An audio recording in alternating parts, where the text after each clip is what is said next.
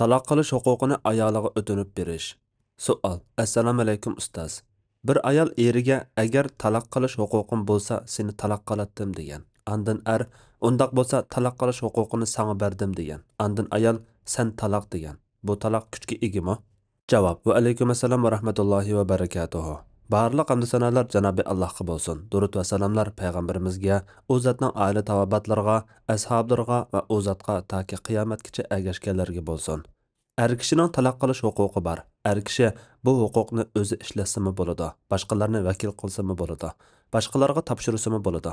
Agar er ayoliga taloq qilish huquqini sana berdim degan bo'lsa, er taloq qilish masalasida ayolini vakil qilgan bo'ladi yoki huquqni ayoliga topshirgan bo'ladi. Bu ahvolda ayoli eriga sen taloq desa, mutlaq ko'pchilik olimlarning qarshida ayol bir taloq bo'lgan bo'ladi.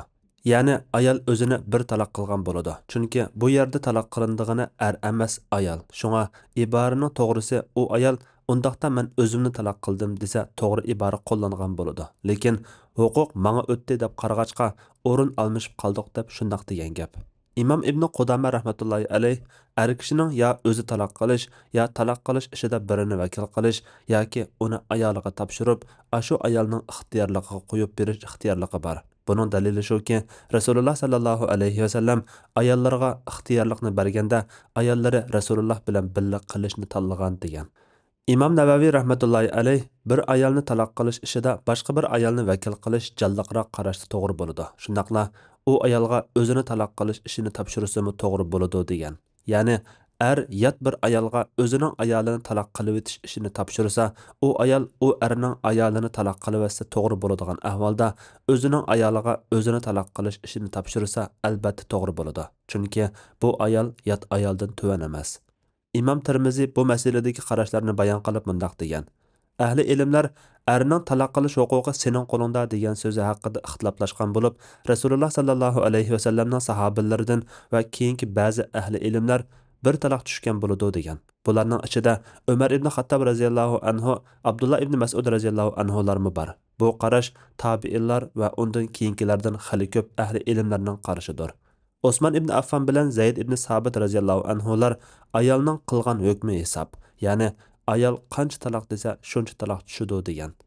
Umar radhiyallohu anhu bilan Ibn Mas'ud radhiyallohu anhuning bu masalada hukm qilgan voqealigini Mansur rivoyat qilib deydiki, Ibrohim menga Alqamadan yoki Asvatdan so'zlab berdiki, u Ibn Mas'ud radhiyallohu anhudan rivoyat qiladi-ki, bir odam uning qishig'iga kelib, men bilan ayolimning o'tirisida odatda xotinlar o'tirisida bo'ladigan jidal majra bo'lgan edi. Ayolim navoda sening qo'lingdagi huquq menda bo'ladigan bo'lsa, qanday qiladiganligini bilgan bo'lading dedi.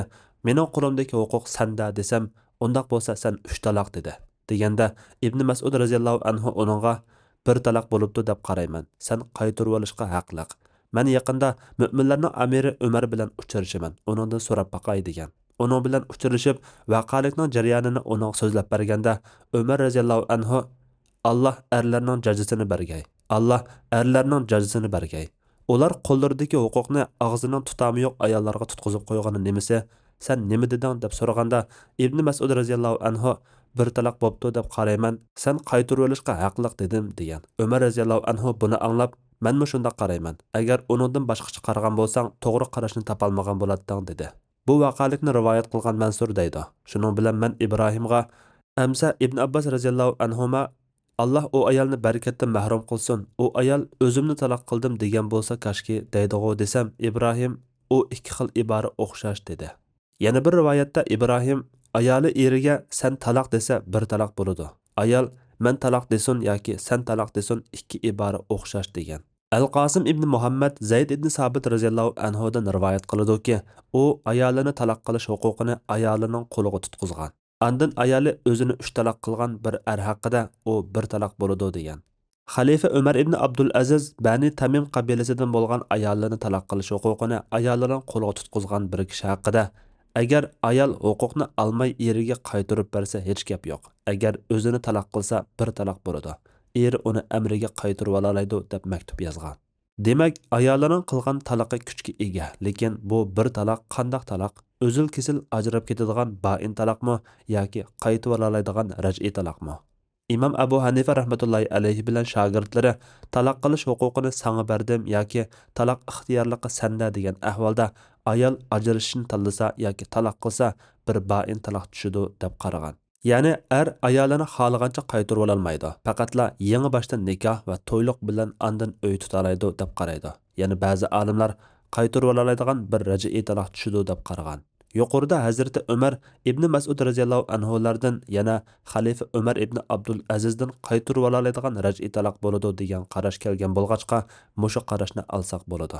Bu huquq ayolning qo'lida davomli bo'lamdi yoki shu so'rin oxirlashqichi bo'lamdi. Ko'pchilik olimlarning qarashida bu huquq ayolning qo'lida shu so'rin oyoqlashgan qadar bo'ladi. Undan keyin bo'lmaydi. Az bir qism olimlarning qarashida to abadgacha bu huquq ayolning qo'lida bo'ladi. İmam İbn Qudama qachonki taloq ishini ayolining qo'liga tutqizadi ekan, bu huquq to abadgacha ayolining qo'lida bo'ladi. Bu ixtiyorlik shu so'ringa bog'liq bo'lmaydi. Bu qarash Hazrati Ali radhiyallohu anhudan rivoyat qilingan deydi. Undaq bo'lgan ekan, ayoli bu huquqni ishiltib bir taloq qilgan taqdirda o'zi bir taloq bo'lgan bo'ladi. Yana shuningga o'xshagan taloq qilish huquqini sana berdim, taloq qilish o'zining qo'lida, o'zini taloq qilib ol va taloq qilishda seni vakil qildim degandek iboralarmi yuqoriqiga o'xshash. Yuqorqidagi iboralar bilan ayoliga taloq ishini topshirgan ahvoldami yanada xohlagan chaqda ayolini taloq qila oladi. Chunki ayoliga buni topshirganlik o'zini taloq qilish huquqini yo'qotib o'tmaydi. Buning ma'nosi shuki, burun erning qo'lidagi huquq hozir bilan ayol ikkalarining qo'liga o'tgan bo'ldi. Yana xohlagan vaqtda bu so'zdan yanalaydi. Ayoliga huquqni berib yoki vakil qilib yoki taloq qilishni topshirib, keyin pushaymon qilgan bo'lsa, ayol taloq qilib bo'lguncha yenib olsa bo'ladi. Xulosa: Alloh taolo kishiga taloq qilish huquqini bersa, u huquqni o'zi ishlatmay, ko'pincha hissiyat bilan ish qiladigan ayoliga tutqizib qo'ysa, bu huquqni ayol ishlatsa bir raj'iy taloq tushadi. Shunga bunda qilmaslik lozim. Alloh eng to'g'risini bilguchidir. Fatvoda Dr. Abdul Aziz rahmatulloh. Fatvolar majmuasi 1-tom, 106-numurliq fatvo.